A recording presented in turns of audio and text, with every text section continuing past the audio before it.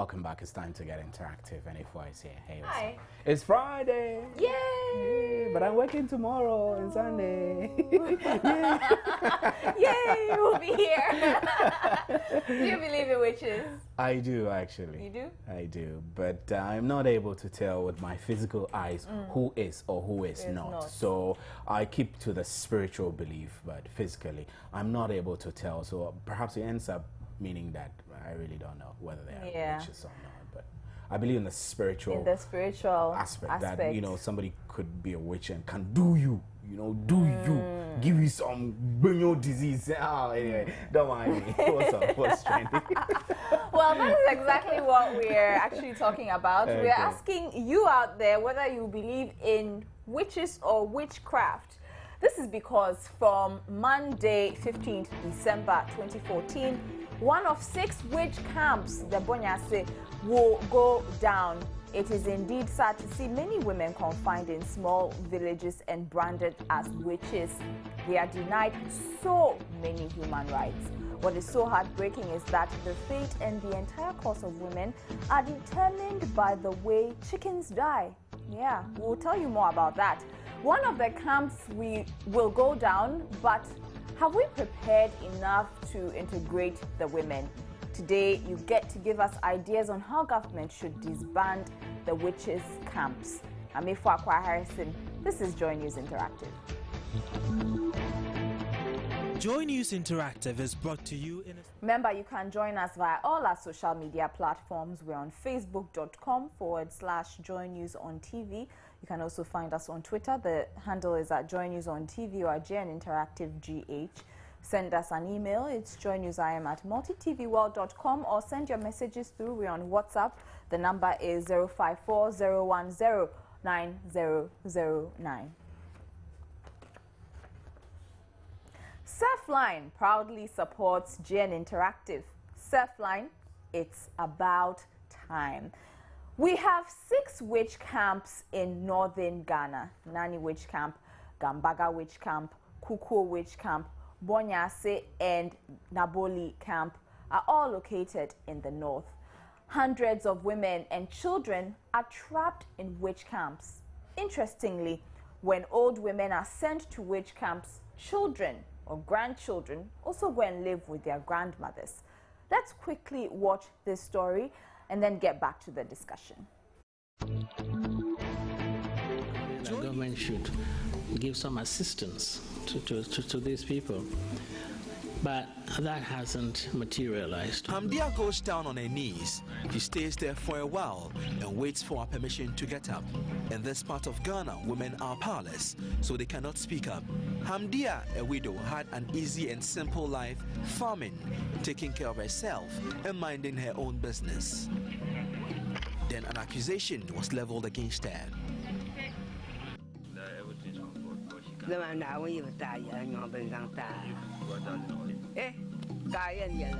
A child died and I was blamed for it. And since I could not even defend myself, I was sacked from the village. Now I have to spend the rest of my life here. I have no choice. I have no choice but to live here because it is safer for me. She gets ready to find food for the day.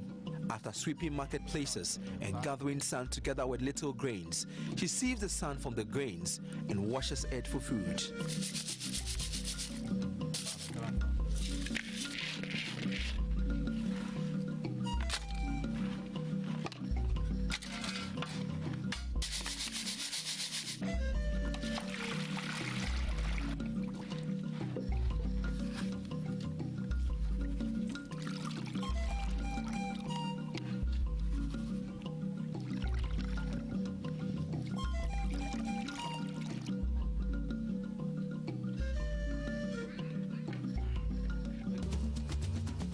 But that is what they do to get food or starve to death.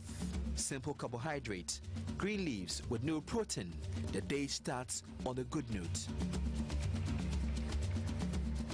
I am greeted by this old woman who is desperately trying to shave her hair because she complained of headache. The razor cuts do not deter her.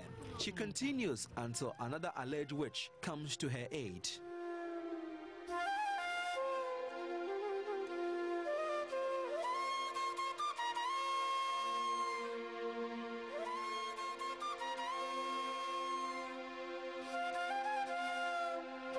I found out her name is Kandahar. She does not remember her age and says she has been here for the past 20 years. She was ostracized from her community because a woman said she saw her in her dream. A woman said she saw me in her dream, and my life changed totally. I used to brew local beer, and I got lots of money, but now I have nothing. I am so poor.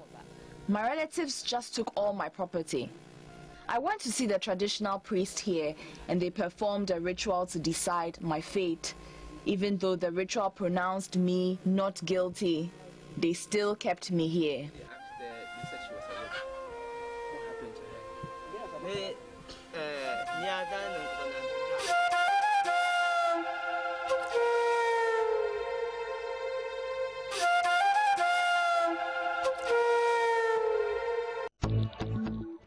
Sad story there about what some women go through with their communities, with their families, so-called alleged witches.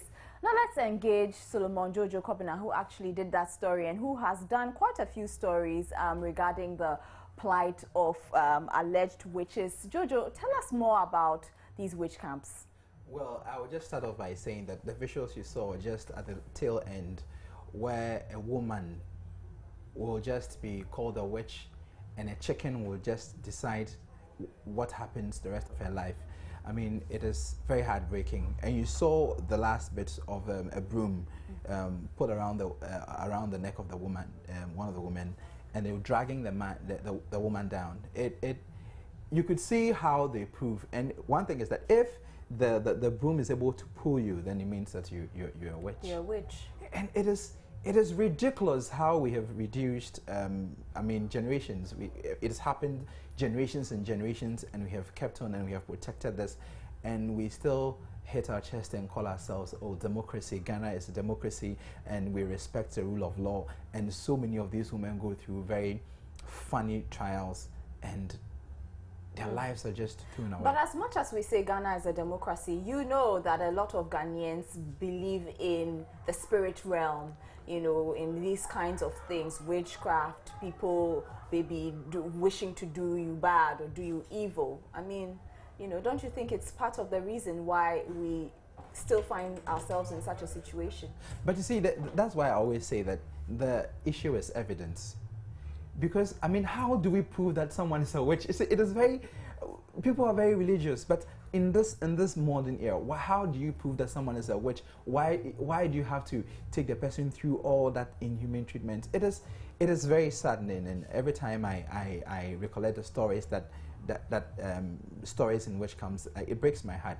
It reminds me of one story of Nakungma, one lady in the northern region who was sent to Nani camp, and that woman was not a witch. So they did the rituals and everything, and it proved that she wasn't a witch. The hen actually laid on its back, so it proved that she wasn't a witch. But the people said, well, anytime they bring her home, something dramatic happens around, so they still didn't want her. And she was 90 years at that time I interviewed her, and she was crying, and she said she doesn't know. Now the children really wanted her back, but the community did not want her back.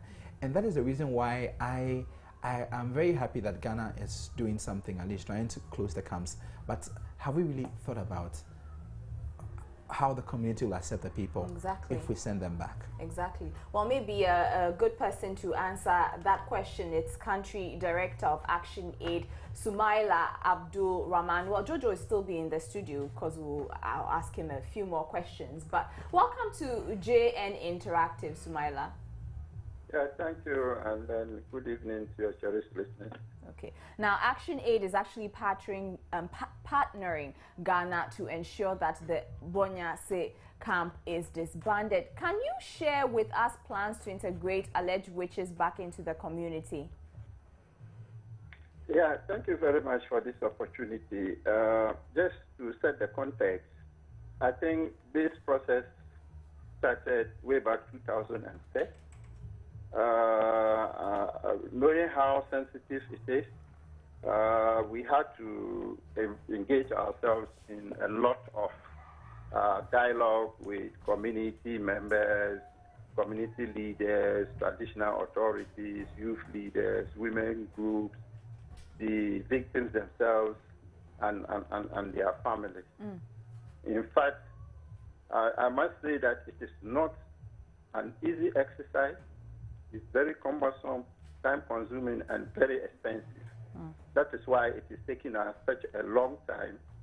And now we are confident that at least one of the camps, Boyasi, which has 3 inmates now, will be closed down on December 15th. So how are these women being integrated exactly? I mean, you've mentioned talking with the community, but I mean, I'm sure it hasn't gone down too well.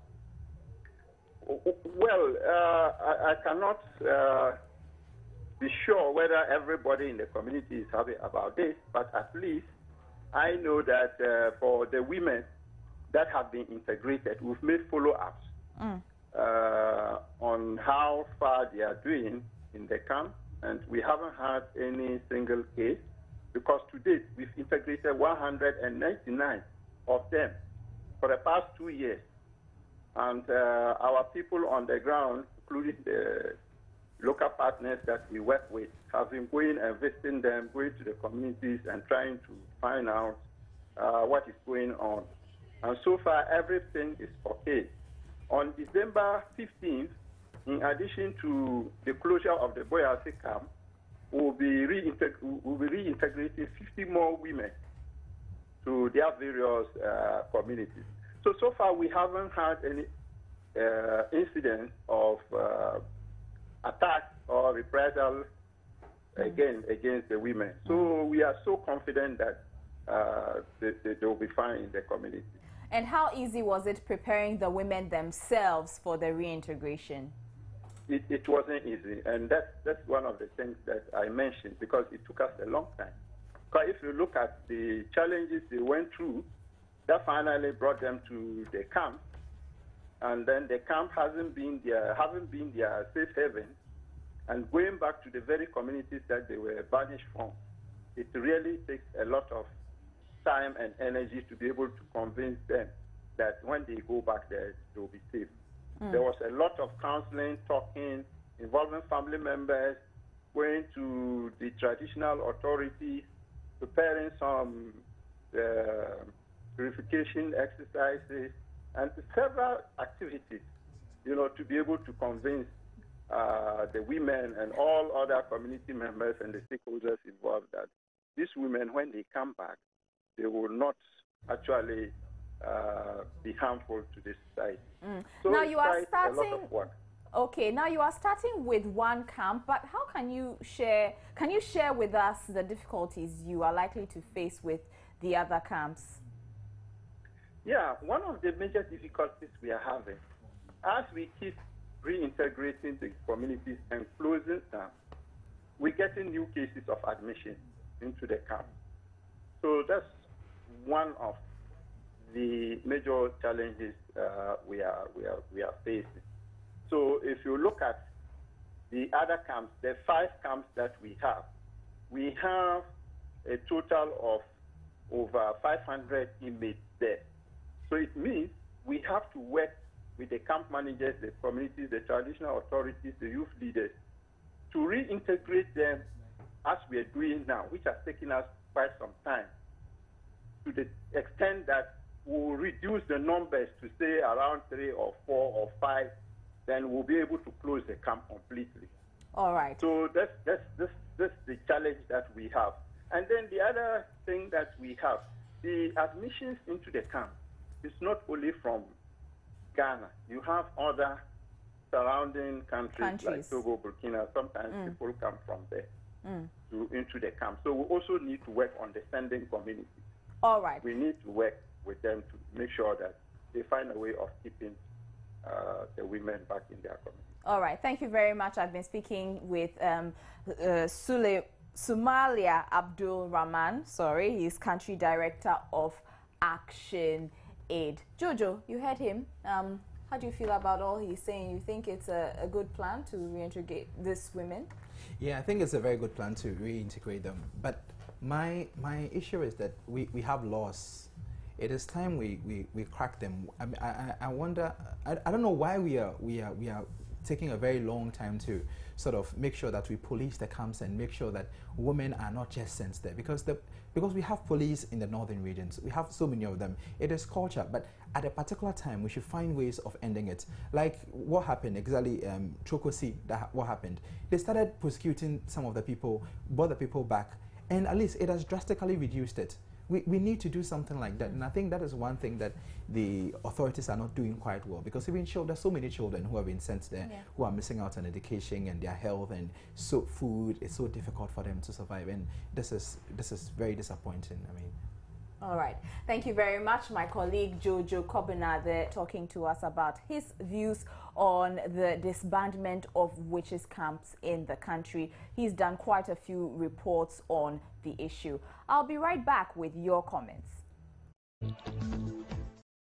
Welcome back. You're still watching JN Interactive. We've been talking about witches camps, and one of the 6 witches camps in the northern region would be disbanded Monday, 15th December.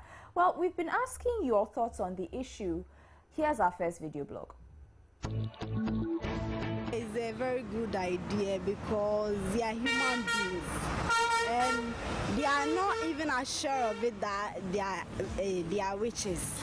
They are not assured. Maybe some kind of attitude that they have been showing it in their various homes and those things. That's why the people around them are saying they are witches. Maybe they are not. So my idea or my opinion is that they should let them, the government should let them go to their various houses. The government can do this in two perspectives here. One, before they send back these people to their families, they should advise, or they should, let's say, give the families an advice what they should do, what makes them the witches. Maybe they are not witches, so the family of the people, let's say, educated first, why they should send them back to the community. And also, the government can also set up, let's say, an orphanage, or let's say a place whereby like these people can be kept, so that the government can cater for them as well. Apart from, let's say, you closing the camp totally, they can set up a place for them whereby people can be hired, volunteers can donate over there for their upkeep. These people, their background is very traditional, and in terms of the spiritual, they are not well brought up in a Christian religion, in a Christian sense, sorry. So what I would say is that education is not the only key. It's something spiritual that you have to minister to them first.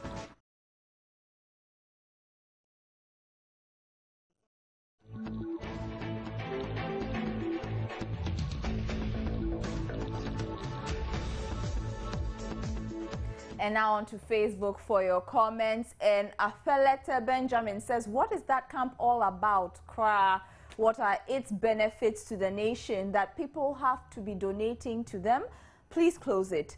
Isaaku Abdul Aziz says, build good houses for them and start up capital. Okay, Jerry Harry Lawson Bakuri says, government should convert them into counseling centers and also educate the public on the effects of this so-called witch camps. David Sanusi says, witches and wizards go bore you. That's a funny one there from David.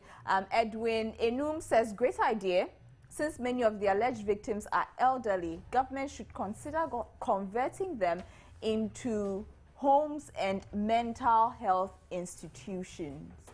Magzi Mubarak says the minister and the ministry has a lot of questions to answer before embarking on that national exercise. So those are a few of your comments coming through on social media.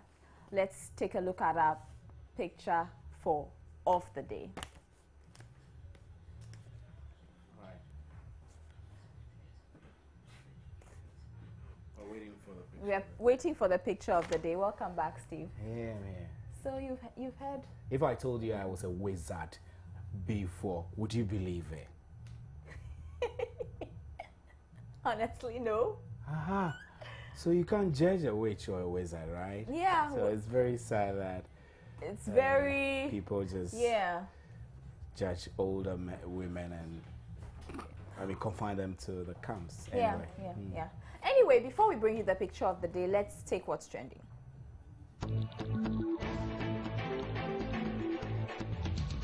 Thank God it's Friday. Hope you're all good. Now, Kwakese is trending again. Can you imagine this week? Charlie, the guy's been trending. Well, this time around, though, it's about him testing positive for weed and being denied bail, although he was sick. Let's go back to Twitter and see what people are saying. Now, the first tweet here is from Urake. He says, could it not be that Kwakese faked the sickness? Some thought. And there's a convo. Ghana101.com posted, bad news. Kwakese smoked weed. Forensic report reveals. But Ifo Dela disagrees. He says it's bad, but not news. Okay, Ifo. And this is from Young Safers. It says, I won't be surprised if I hear say the substance they are testing in Kwakese's case is missing. Oh, you're wrong. The results are already in. This is from J Kwame. Looks like Ghana police is really hell bent on frying Kwakese. Someone get these guys something better to do, la. SMH. Okay. And this is Nana Kwejo. Now, there was an initial tweet which read, the radio presenter says, pray for Kwakese. I laugh, sir. And Nana Kwejo replies, we should pray for him so that what? Did we smoke with him? Oh, Charlie, that's quite inconsiderate. Okay, this is from Lieutenant FedEx. Kwakese loses bail appeal for the third time. Why? Did he kill a human being? A shock staff. Okay, well.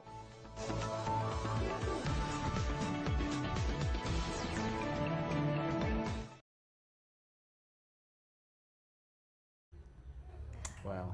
And that's it for this edition of Gen Interactive. We couldn't bring you picture of the day. I was wondering if maybe you could see, but apparently goats to goats.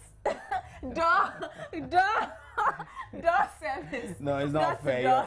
You're teasing the audience. You are enjoying the photograph, and they we'll post it on our social media We'll post pages. it on our Facebook site and all. See, my name is Stephen Anti. My name is Ifo Akwa Harrison. Have a good evening and enjoy your weekend. Yes. Good night. Good night. Bye.